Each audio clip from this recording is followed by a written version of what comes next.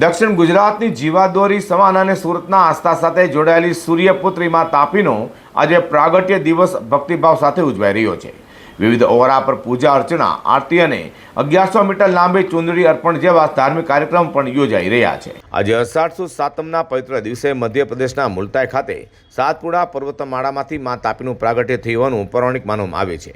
મધ્યપ્રદેશ, મહારાષ્ટ્ર અને ગુજરાતમાંથી વહેતી સૂર્યપુત્રી તાપી સુરતના ડુમસ નજીક અરબી સમુદ્રમાં વિલીન થાય છે। માં તાપીનું સ્મરણ માત્ર પાપોનો નાશ કરે તે એવી લોક આસ્થા છે। આજે સુરતના વિવિધ ઓવરા પર ભક્તો દ્વારા પૂજા, આરતી અને ચુંદડી અર્પણ સાથે તાપી માતાનો જન્મોત્સવ ઉજવાઈ રહ્યો છે। ઇતિહાસમાં પણ તાપી નદીનું વિશેષ મહત્વ રહ્યું છે। 16મી અને 17મી સદી દરમિયાન તાપીના જળમાર્ગે સુરતનું બંદર યુરોપ, આફ્રિકા, ઈરાન અને એશિયાના અનેક દેશો સાથે વેપારનું મુખ્ય કેન્દ્ર બન્યું હતું। એક સમયે 1500 ટન સુધીની ક્ષમતાવાળો જહાજો તાપી નદીમાં અવરજવર કરતા હતા, જે તેની વિશાળતા અને ઊંડાઈનો પુરાવો માનવામાં આવે છે। સુરત માટે માં તાપી માત્ર નદી નથી, પરંતુ આસ્થા, સંસ્કૃતિ અને સમૃદ્ધિનું પ્રતીક છે।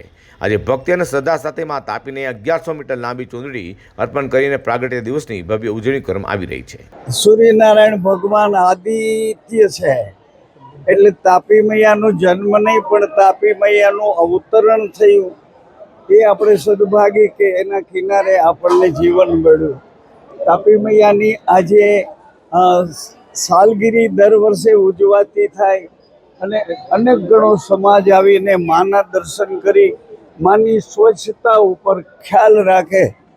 અડાવડી જ્યાં ત્યાં જે કચરા વસ્તુ ફેંકીએ છીએ એને બદલે માં આપણી માં છે એમ સમજીને તાપી મૈયાનો આદર કરીએ અને તાપી મૈયા આજીવન છે। આપણે આઘા પાછા થશું, આડાવડા થઈશું, હતા નહોતા થઈશું, પણ માં તો માં જ છે, હજારો વર્ષથી છે અને હજારો વર્ષ સુધી અવિચળ છે।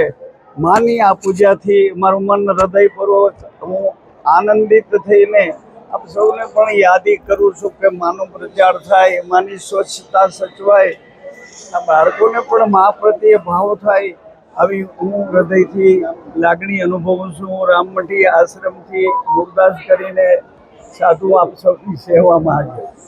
સુરતમાં તાપી મૈયાના પ્રાગટ્ય દિવસ એટલે કે તાપી જન્મોત્સવ નિમિત્તે વિવિધ ધાર્મિક અને સાંસ્કૃતિક કાર્યક્રમોનું આયોજન કરવામાં આવ્યું છે।